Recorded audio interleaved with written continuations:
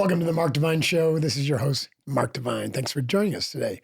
Super stoked that we get to share interesting conversations with some of my favorite scholars and authors and leaders and all sorts of interesting people who are doing uncommon things in the world. So this show is about igniting passion and transformation in you. So the fact that you're here is good news. So thanks for being here, and let's get busy. Today, I'm talking with the wonderful Catherine Devine, right, who's pursuing her PhD in East-West psychology. Yes. So she's an expert in all sorts of things. She's an advanced yoga master, a healer, and an expert on emotional development. And so today we're going to talk about emotional development, the importance of emotional development and emotional intellect, or EQ, for leadership. I think it's absolutely crucial. You know, think about this, Kath, like we are now pretty much everyone's finally figured out that the age of AI is here. It's been around for a while, but it's been behind the scenes. Yep. We've had now ChatGPT and other large language models for a couple of years. And I don't know about you, but I'm just starting to discover how valuable these are. It's like having a assistant with 140 IQ at your fingertips. It's very interesting. Yes, I am wrapping my mind around it as fast as I possibly can. Have and to. learning about how to use it, because I can see now that it's, well, first, what I realized is I've been using AI without thinking like, oh, Google, I just called it Google, Well, but it was in AI. social media. It's Yeah. machine learning has been around for a long time. Yeah. But as an individual user, you haven't been able to use it with agency. No, Meaning now like, oh, I'm going to use AI. It's actually kind of using you in the past. Yep. And it still is. It's definitely still using me. And that's something I'm, also being cautious of. Yeah. It's important. Well, it's important for us to learn to use it. But the point I'm about to make is, and the reason we want to talk about emotional development, I think it's the crucial skill for leaders. And yet it hasn't really been developed much. I mean, there's been discussion about emotional development. I mean, the work of Daniel Goleman with EQ and even multiple intelligence, Gardner and others who, in the leadership field talk about multiple intelligence. So there's been theory about it. But as you know, we're big on practice, right? To go from theory to practice is crucial because you never get to mastery without doing that. And yet, when it comes to leadership development, there's been very little in the field of emotional development for leaders. Now, guess what? All the rage through the industrial age and right up until the recent past, IQ was pretty much given prevalence by leaders, right? And all personal and leadership development programs really emphasize strategic decision-making, your ability to solve problems, think things through, better decision models, all that kind of stuff. And now with AI, like, you're obsolete. Right. Now I see where you're going with You see this. where I'm going with it? So developing your IQ would be folly, right? You already, you got what you got, so let's move on. So then where do you move on to? Well, emotional development. And what I want to talk about with you, Catherine, is how we can't make this mistake with emotional development. Let me rephrase this. We can't make the same mistake with developing emotionally mature leaders as we did with personal development. Because in the personal development, or even the original leadership development model, it was all about the individual. Uh-huh. And the individual, so it reinforced the idea that the individual was sacrosanct. And it really did nothing to help leaders develop relational power. Right. Whereas emotional development, even the original training that you see with like EQ, where it says, okay, emotional development consists of these 4 qualities, right? Emotional awareness, self-awareness, self-control, and then me having awareness of the social situations and me having the ability to control my emotions in social situations. Nowhere in there is there anything about us. Right. It's all about me wanting to be self-aware and in self-control, which is all good stuff. But even in the relationship with others, to be self-aware, self-control in the sense that you know what's going on with the others. And that's incomplete. And it's reinforced by the paternalistic, staunch individualistic culture that we live in. It's not going to work for the future. Yeah, I think that what you just touched on was people have missed in modern society culture, the sacred third. That's right. So what gets created between two people, there is an us. That's right. And it's a unique entity in a So what's sense. between, let's say, you and me is unique, difference between what's between you and my mom, right? That's right. Right. So it's like it's the Right. And then if you add more people, and if you add more then people, that team energy is an entity. and the other thing that you said was that caught my attention because I've been, studying Jung, is Carl this, Jung. yeah, Carl Jung, which is, modern psychology, is this idea of individuation, which is self-knowing, Right. and self-integration versus individualism, which is more that patriarchal colonial structure, which people are really starting to notice, like, oh, wait a second, we need to be more communal. We need to be more, thinking of the collective. Right. And I like the word interdependence as well. So a Interdependent. strong, emotionally mature individuals don't lose their independence, but they don't sacrifice someone else's independence for their independence, That's right? So correct. that's called interdependence, where everyone maintains their agency and their autonomy, but can cooperate in a spirit of harmony, right? To create that third us Yes. Yes. space.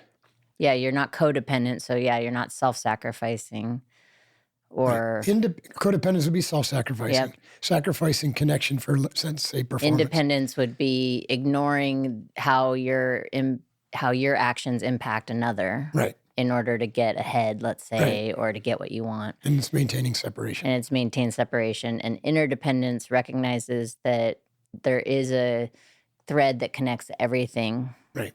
And there's that, like we're all, as Buddha said, we're all dewdrops on the web of life, right? That's the right. spider web of life. I like that. I like that image too.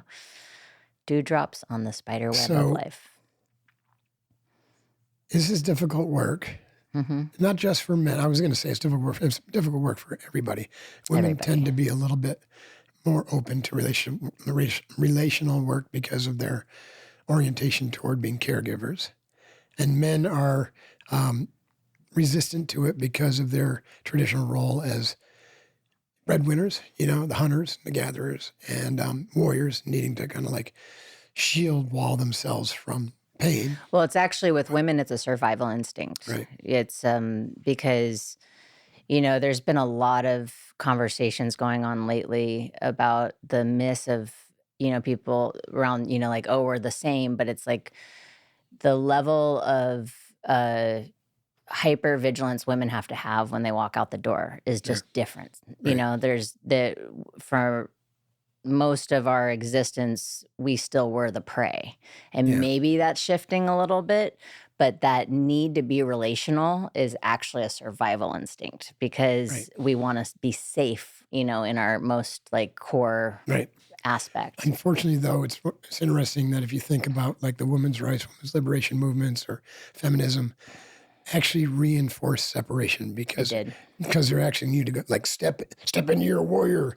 And our dance with the wolves, right? Our life has spanned. Be an individual. Our lifespan is shortened. It's what we took as. I think what happened was women wanted equity, and instead they went for equality in that first phase of feminism, and. In order to get that, they had to act more masculine. Mimicked men, and swallow. Back to emotional intelligence. I'm like, my goodness, swallowed, still being criticized, degraded, right, in the workplace in order to be, air quote, equal. Right. And I mean, that's still going on today, for sure. And I think it, again, is getting better, but we still have a long way to go. So with emotional intelligence, what's happened is I think one of the reason women's lifespans have shortened, and, this isn't about the male-female conversation, but is that they've had to suppress their emotions in especially like corporate America or corporate world, global.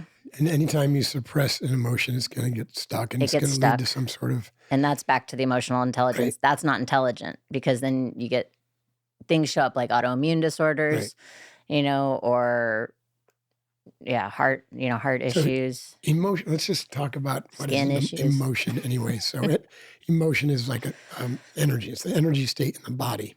Yeah. And like an intellectual or thought is just an energy in your so-called mind, but they're both energy. One is cognition of a thought stream, Mhm. usually verbalized, Yep. either silently or not, or vocally. Mhm. And the other is the energy of a feeling state. And so Yes. you can then distinguish between, and we've had this conversation a little bit before when we talked about the emotional mountain Yep. of the 5 months, but you can distinguish between a sensation, Mhm. right, which can be like an intuitive sensation or just a bodily feeling, or like this feeling of euphoria coming over you when you see Mhm. something. So those are sensations versus an emotion that is Oh, caused by a suppressed or trapped energy, which is what generally is being worked on through like therapeutic processes, Jungian or Freudian psychology. And that's the whole foundation of our therapeutic processes in the yeah. West. I think what with thought, I think thought doesn't have that somatic, which is the bodily sensation. Thought is the storylines that run, and they are the Right. voices, whether they're your own or they're the others that got trapped in your own, Psyche. as your own voice, Right. kind of like, so like, say I have my one of my teachers that is still like from fifth grade. And so every time I try to do something for whatever reason, I think it's my voice, but I hear that, Right. So that you've got message, voices it of got your stuck. parents and And significant people in our and then lives. the emotions, yeah, there's sensations that you can feel anywhere in the body when you're acknowledging them in the present moment, it'll actually pass pretty quickly. Right. If it gets stuck, then sometimes, like at least for me, and I know like because I talk about my aches and pains, it'll get stuck in my body often as a pain. Right. And then when I am in meditation, I go, oh, this part of my body hurts. And then I can listen to it. Then I might be able to access the stuck emotion. Right. Hey, folks, I'm a little over 60 now, and I put in physical WODs in a daily schedule that would break a lot of guys half my age. And I plan to be doing that for a long time. If you want a lifestyle that defies your age, then a great place to start is by adding my go-to Qualia Senolytic to your wellness routine. Qualia Senolytic does something that scientists didn't even know was possible until around 2015. You see, as you get older, your body accumulates senescent cells, also called zombie cells. They're old cells that no longer do their job, but they hang out anyways, wasting your energy, toxifying your body, and borrowing from your lifespan. So the older we get, the more we tend to accumulate these senescent cells. That leads to many of the aging challenges that you know of. Slow recovery, lower energy, joint discomfort. Basically, you just feel older.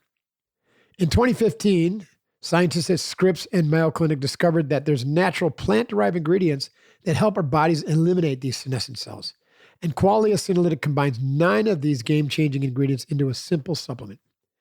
The difference that Qualia Senolytic has made for my own aging process has been awesome. I'm living a lifestyle somewhat half my age. And part of that is keeping these senescent cells to a minimum so that my energy and vitality can stay on top of the game. So if you want to feel in your prime way longer than you thought possible, you got to give Qualia Senolytic a try.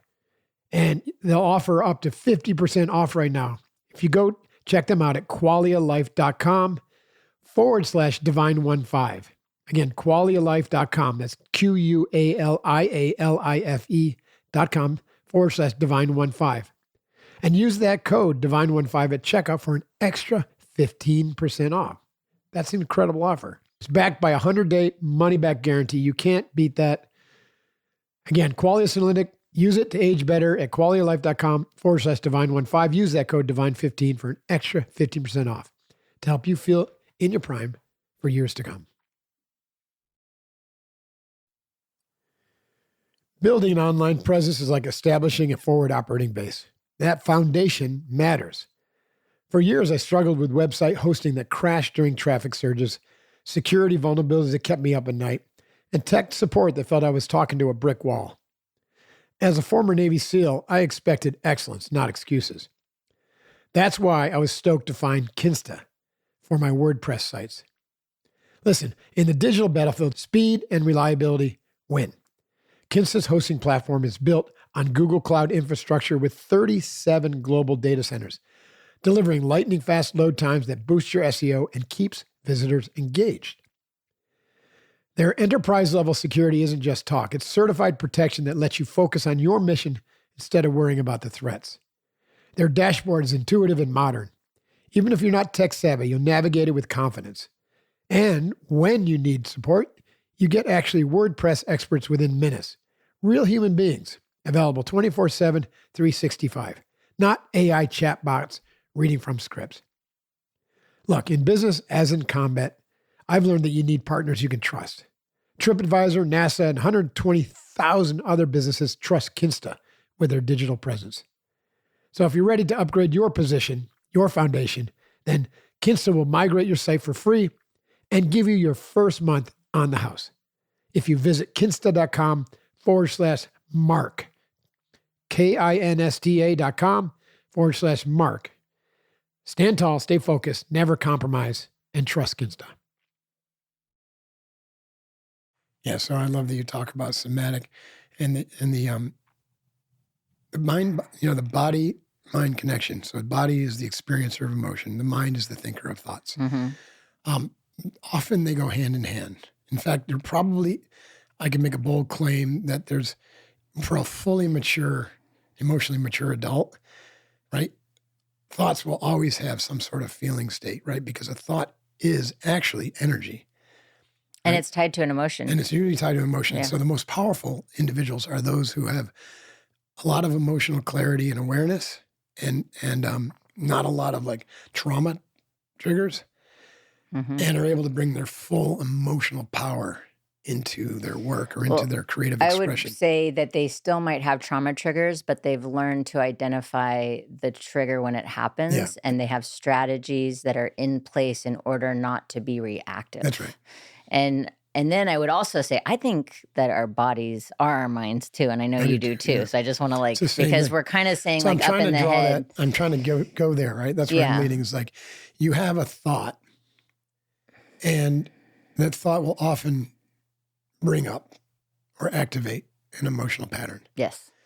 Now, sometimes it's functional, sometimes it's dysfunctional. Yes. Sometimes you're aware of it, Yeah. sometimes it's completely unconscious, right? Yes. It really depends. And that's the power of the work, especially with a third party, Yep. Either therapist or somatic worker, is to help you see whether the story you're telling is accurate or whether the emotional trigger that's creating some story is accurate. And most of the time it's not. Right. Or like on the flip side, you can have a feeling state, aka emotion, that suddenly triggers the thought pattern, right? It's like, again, cart before the horse. Sometimes Yes. the thought will trigger the emotion. Sometimes the emotion triggers the thought. Sometimes they co-arise.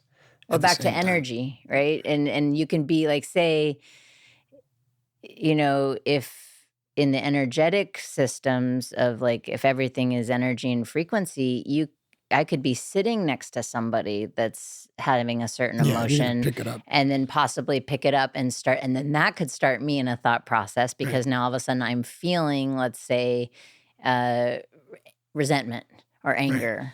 Or I'm feeling sadness because the other person is, and then it's like, oh, what's that? And then, and Right. So this brings us back to kind of like developing emotional intelligence. yeah. So how do we do that? Well, it's not easy, that's for sure. Sure isn't. I mean, I've been at it for Right. a long time. I mean, again, theory to practice. It's one thing to listen to Brene Brown and learn about Yeah, her work is really helpful. guilt and shame and vulnerability is to be open to the fact that these exist in all humans, part of the human experience.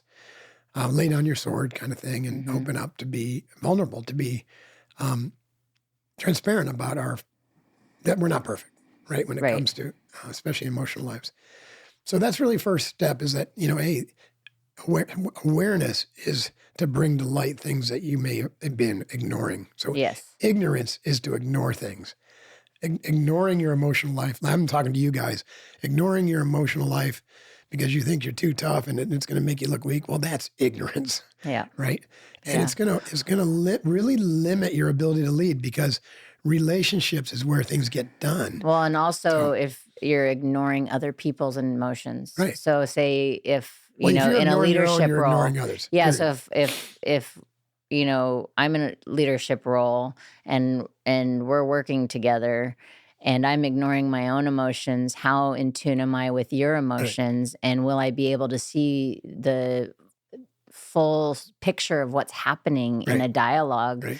And it could be a huge miss, Right. in order for us not only to trust one another more, to be more effective in our work, but also to have the capacity to deepen relationship and secure longevity in Right. in those roles. Right. So you asked, where do we go? How do we start? This is it. Yeah. Self-awareness is the same as other awareness, Yes.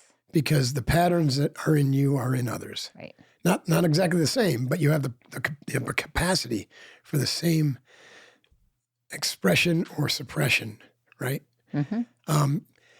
One of my favorite authors is Terrence Real, and went in this space, and he wrote a book called Us. And Bruce Springsteen wrote the foreword because Bruce is one of his clients, right? Which Nice. is kind of cool, actually. Yeah. Anyways, he's got this thing called the relational grid, which is really helpful for me. Okay. Right? If you imagine that the vertical axis, vertical axis would be whether you're operating out of shame, Mm-hmm. which is a one down position, like I feel less than, or the opposite of that is operating out of arrogance or a one up position. Okay. It's like better than or less Aggrandizement, than. right? Better than, less than, one up, one down. And obviously you want to be right in the center where you're neither one up or one down, but you can see sometimes you're operating out of either or, and it depends upon the situation. Right. And these are patterns learned as a child that you're still carrying into your adult life. And then the horizontal axis, it's really about your ability to connect. So on one end, the far left, you were walled off, like completely walled off. Like that was me in my teens and 20s. Yeah. And the other end, like you're completely boundaryless. You're Right. spilling out all over the place. Like my father, full of rage, Yep. So there's 4 positions you can be in. You can be one up, narcissistic, and walled off, or you Right. can be one down, operating out of shame and walled off, Yep. or you can be operating out of shame, completely boundaryless, like all over the place, or you can be operating out of grandiosity Okay. and boundaryless, all over Okay. the place. Huh. And you can actually move between these fairly frequently. And so back to self-awareness. Yep. Self-awareness is other awareness, because as you become aware of your situation, let's say I'm operating out of shame, which was common for me, and walled off, Mm-hmm. I can say, oh, well, I can start to see that in others, Right. right? Because now I know what it feels like. I know what it seems like, right? And I can see if I swing into grandiosity, right, and boundaryless, right, or something like that. Yep. And so we can kind of map our relations and help each other delicately, especially I'm talking about significant couple relationships. The best place to work on your emotional development, in my opinion, is with your significant other, Yep. if you have one. Yes. Because that person, basically, you hire them to bring out the worst in you, which is going to help you be your best. Yeah, I think, well, I have a couple of things. Like one part is, and we talked about this in the Emotional Mountain, is that's part of the kind of, discovery of the patterns that we learned in those early development years as strategies. Right. And so And then Richard when Schwartz calls we them start to the know, parts.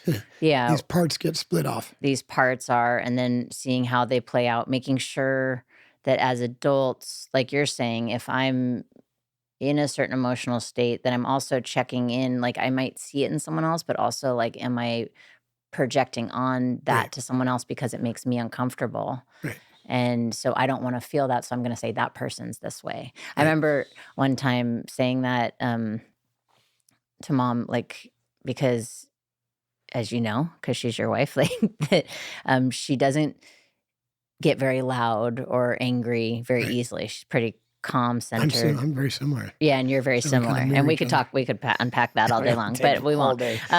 But but her and my sister, both like my sister, she acted out when she was younger, but then at some point she got very calm, very centered, like my mom, and never acted out again. And then I started acting out. And then I was always the angry one Right. in the situation.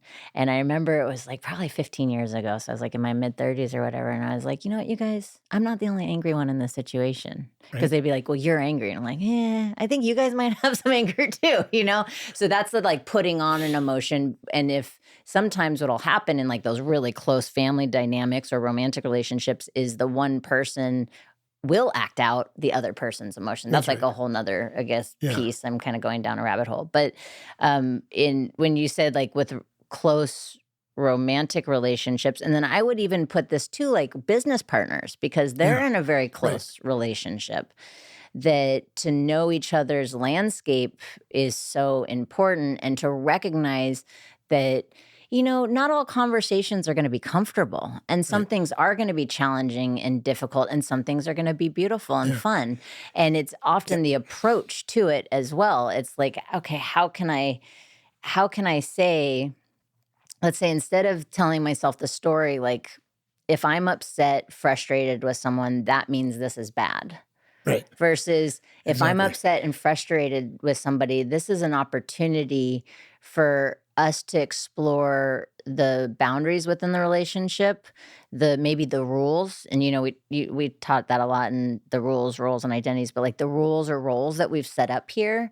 And is there a revisiting of some of those rules or roles? Right. Or is there a request I have from the Right. person that's frustrating me? Right. You know, if it's, let's say they're them, but it's not really them, it's a situation, Right. right? Back to like seeing the other as self. Like we're all human. We're all doing the best we can. Right.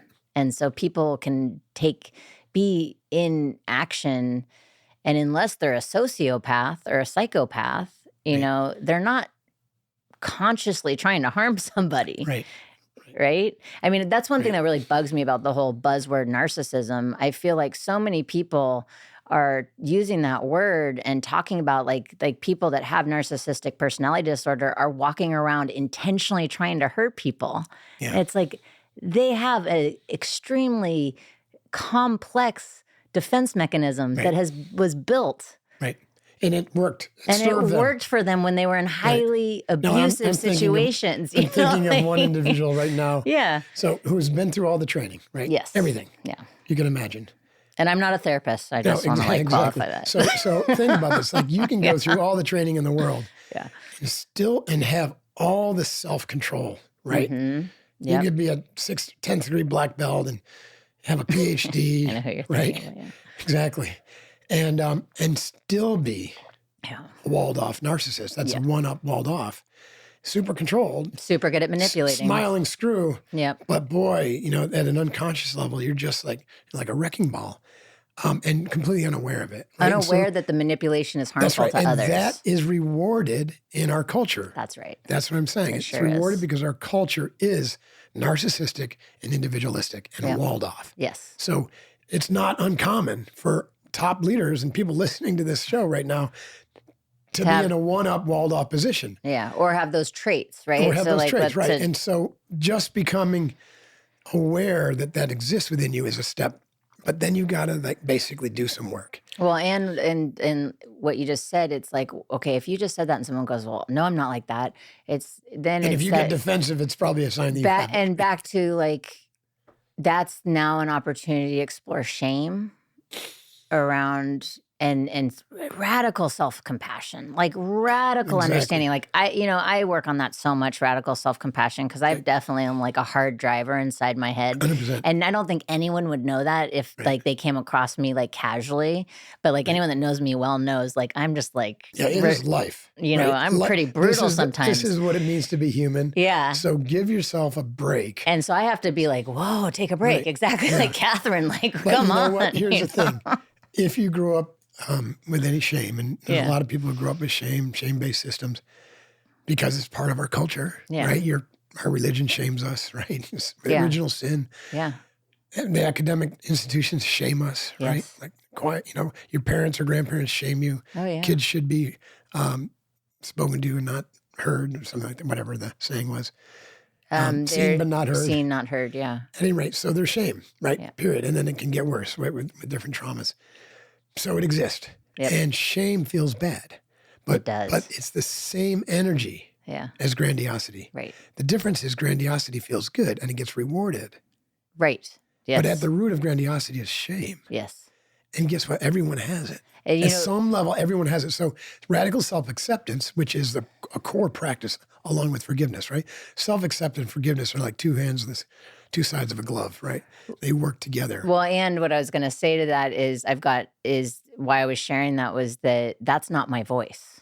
Right. The one that's like, well, and the story is false. And the story is false, but the one that like really gets in on that, and I'm like compassion, because it's like, that's not my voice, to your point. Right. Those are the teachers that told me I was stupid. Right. Those are the family members that told me I wasn't good enough or that I didn't belong. It's a like, because those are the conditioned thoughts. And I took them on at some point as my own. Right. So acceptance is to accept that it happened. Yep. To accept that you took them on as your own. Yep. Right. And that they're part of you. Okay. And integrate them and go, that's not me. That's the acceptance part. But it's not enough, because then you've got to go and say, okay, and I forgive those people. Absolutely. And I forgive my child self for taking those strategies on. Right. Yeah. Because they served me at the time. Absolutely. Right?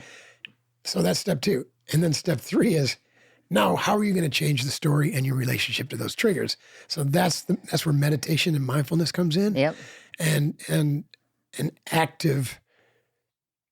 actively deploying loving kindness. Right. And so I'm going to flip it on you now, because we're talking about somebody who had been through all our trainings and, was extremely was rewarded, is air quote successful, has a air quote perfect looking family, all the things. And that's fine. And I know that you felt like they also, maybe weren't honest with you or tricked you or, infiltrated through false pretenses. And I'm curious, as this conversation of like emotional intelligence for leaders, because people look to you as, a mentor, a guide, as one of those, leadership experts. When that happened to you, what was your emotional response? How did you do what you're saying to me? Like, this is how you go through it. Well, it took time. It took time. Right, for me. Okay. To become aware of what had happened. Mm-hmm. And then to make sure that it doesn't happen again. That's really self-awareness. Like, I don't think that you can, it's like the underlying programming is there. Did you feel shame? I'm curious, or did you feel anger? I did feel anger. Uh-huh. But I have such a strong forgiveness practice that I went there pretty quickly. Yeah. Don't dwell on the anger very well. That's something that I could probably work on, because it'd be good for me. Back to you and Mom being super like, we're but great. Also, I didn't hit those pillows in Hoffman. I didn't. I forgave him because I recognize that he knows not what he does. That's right. Yeah. It's completely hidden from his view, and that's because he hasn't done the work. Right. Right? So it doesn't mean he's a bad person. Absolutely. Right? So this is, again, no judgment, just as bad things. Judgment zone. Yeah. So this is where, you can have a lot of outward success in this Western world, right? You can have a lot of money in the bank. You can even build great companies and stuff. Mm-hmm. But at some point, you're not going to be fulfilled. Right. Right? Because you're going to be trading that kind of performance success for your ability to connect with yourself and with other human beings, which is really where the richness of life is, right? Is through relationships. And also, honestly, the most successful leaders that I've seen have done a lot of emotional work. Right. Because that's how they build great teams. Yep. So if you want to build a great team, you've got to do the work. And that is the work of self-awareness, right? Becoming, and that's through reading and through therapy and, programs like what you and I have done, the Hoffman process, things like that. But then it's a daily process of just mindfully watching where those patterns show up. Yep. And then the story you're telling about those patterns. Yep. And then changing the story and not feeding the negative patterns anymore. Well, it's Because also, negative pattern, if you keep feeding them, right, then they'll stay alive. They'll get stronger and stronger. I think it's practice too. So like the reason I asked you about that is like, okay, so that That's what I'm talking about. you This know, is a is like practice. this is a practice, Emotional right? development is a practice. And so it's what happens, I think, because we're in such a fast-paced world, and people that are in these positions where, let's say, they're managing thousands of people, like they're in charge, or let's say they're responsible for thousands of people, but they only have a couple direct, Right. I forget the word, what's it called? Direct reports. Reports. And like, I know it's in there somewhere. But that they're moving really fast, right? Like every minute is Right, accounted for. scheduled for the day. So like when I ask you, like, how did you feel? It's like somewhere in that moment when you recapitulate and you do that, it's like, oh, I was moved there. I'm assuming, because I know it's like, oh, I was moving maybe a little too fast right there. Right. And so then that's part of the emotional development. Why was I moving too fast? I still meditated that day. I still, did all my practices. What was going on? And then there's like another layer, right? And that's like, I feel like it's not about perfection. It's not about getting done because this is life. It's about starting to notice the nuances of those moments, and having conversations with ourselves and others that will help us practice. Right. So, like I would say that takes a lot of courage too, is like, okay, if I'm not going to show up as perfect, then how do I show up? And what is perfect? Is it AI? Is it a fucking robot? Like that's one thing I know. Like the other day I was in a conversation with somebody and we were in public and they were like, I was getting heated about something. They're like, well, hey, people are like looking at us. And I'm like, I get so frustrated when people try to tell me to tone down in public because I'm starting to get emotional. Like the fact that we try to pretend that we are not emotional people, and then we could talk about emotional control, but I'm not hurting Catherine, anybody you're a here, little steamy right now. but I'm not hurting anybody. I'm like getting I'm being passionate, and Right. like, why is passion bad? Right. Unless it's in a movie or like, why can't we show our humanness? Back to that walled off, grandiose culture, and like it's not so okay. I'm like an outlier right. sometimes. I'm like, oh, so I need to like tone it down because we're at a restaurant, like, and I'm infiltrating through being an emotional human being. Like, I hope I give someone else permission to be emotional by them witnessing this. This is why, like, I'm a little bit of a rebel that way, and I think I think I'm actually pretty emotionally controlled and contained overall. But you can comment on that. Life isn't about staying comfortable. It's about pushing boundaries and testing your mettle. As a former Navy SEAL, I've learned that true capability comes from embracing challenges head on. That's why I respect what the Defender stands for. This isn't just transportation. It's a mission-ready partner engineered to meet challenges with the same uncompromising spirit that I demand from my SEAL candidates. With its rigid body design tested to extreme conditions and innovative technology like clear sight ground view that lets you see what's beneath you, the Defender gives you the tactical advantage in any terrain. So whether you choose the nimble two-door Defender 90 for urban missions, the expedition-ready Defender 110, or the 8-passenger Defender 130 for team deployments, each delivers the same unflinching performance. The battlefield of life requires equipment that doesn't flinch. That's the Defender. This May, join other warriors at Destination Defender in Port Jervis, New York. 3 days of pushing limits, building skills, and forging connections. When you're ready to embrace the impossible, the Defender is ready for you. Explore the Defender lineup at LandRoverUSA.com. Again, LandRover, LandRover USA.com. Stand up, show up, never quit. You're definitely more emotionally controlled than I am. There's no doubt about that.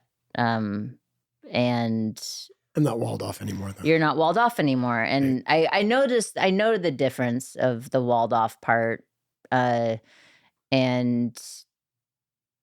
I think the walled off part where I would like encourage leaders is it's this, it's really a heart space. Right. And it's this, like, are you connected in your space of the us? the love, the Right. like the weeness, or is it this space of like defensiveness and I have to protect what's mine and the conqueror even Right. mentality? And I'm going off a little bit No, I on a agree with couple you. different We do avenues. have to wrap up here, but like Yeah. one of the most powerful tools, as I mentioned, mindfulness. So true mindfulness is to be a witness to the thoughts and emotions as they arise in your life. But mindfulness also extends to the us. Yes. And so this is where empathy. So you can practice empathy, like mindful empathy, to where you are just mindfully aware of like how other people are showing up, what patterns are being triggered in them, Yeah. and be there for them, and just And hold space for the us for healing. So that is powerful. That's the practice. we'll have conversations too. Yeah, of I mean, course. I Yeah. think that this is a big one with emotional intelligence. Like we can keep talking about doing in the inner work, but then with the us, there has to be communication. How do we communicate? How do we lean Right, into, but that's part and parcel of mindfulness. I don't mean like I'm mindfulness is a wherever you go, there you are yeah, practice. Ultimately, yes, you start it through a meditative process. We talk about that with our box breathing continuum, right? right. We get to mindfulness, but we don't start with mindfulness because your mind's not ready for it. Yes. Right? You've got to learn how to concentrate your mind and settle the thoughts down. And then you have the capacity to separate and be able to observe your thoughts, which includes emotions, because Right. emotions are thoughts. And what's going on behind them? Right. Like, why But am what I I'm feeling this suggesting way? is that you take that into the us space Uh-huh. and you take it on the road with you. Yeah. And so that holding space mindfully with your team or your significant other or your kids allows the conversation to happen quite naturally and spontaneously, or through really thoughtful questions. Yeah. And potentially setting up the framework. I know again, we have to wrap up, but like, that's part of it too, is like when we're going to conversation, especially with significant others, family members, people that are really close in business leadership, our teams, is what's the framework of this conversation right now? What's the context? What is this a conversation where we're just sharing, or is it a conversation where we actually have an outcome that we're looking for? Right. What is the structure in which we're going to have this conversation? Are we going to not talk over each other? Like, so I'm going to sit What are the rules? Yeah. and while you speak, I'll be quiet. Are we going to use active listening? When you speak, I'm going to repeat back exactly what you said to me, and then you're going to clarify if I didn't get it right. Like, there's so many ways to have. This is part of the emotional intelligent part, Right. I feel, that really is Effective communication. effective communication, because otherwise there's a risk of assumption, projection, and domination. That's right. Yeah, that's a master skill right there.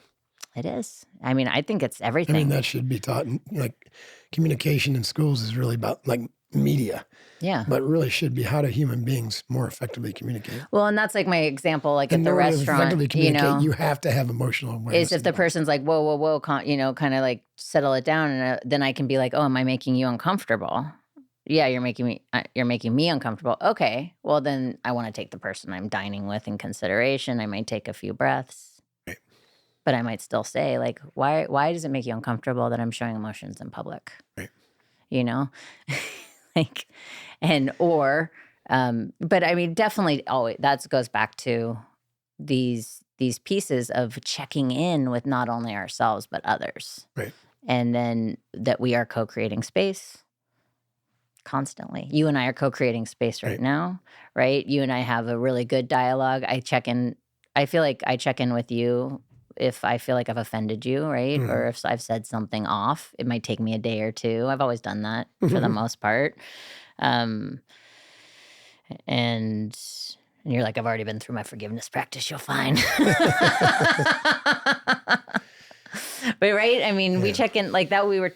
I feel that that's an important part of it. Or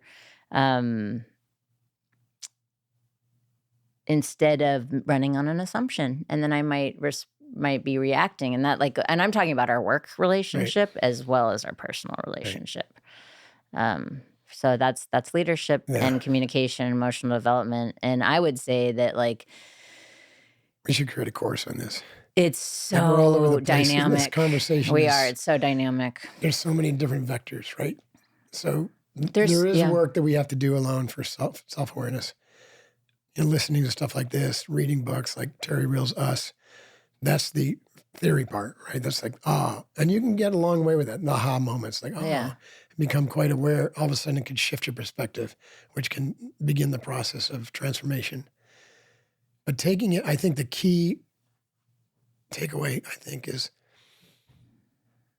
emotional development and developing emotional intellect or intelligence is relational. We have to take it out of the personal development space into this idea of relational development. It's very difficult to do emotional work alone. I mean, Very I, difficult. I, I mean, and I will say that, like, I was single for 6 years, and then I got in a relationship, and I thought I had gone to so many different Yeah, workshops and learned and therapy, and thought I had worked through all the things from my past that's right. romantic relationships, Exactly.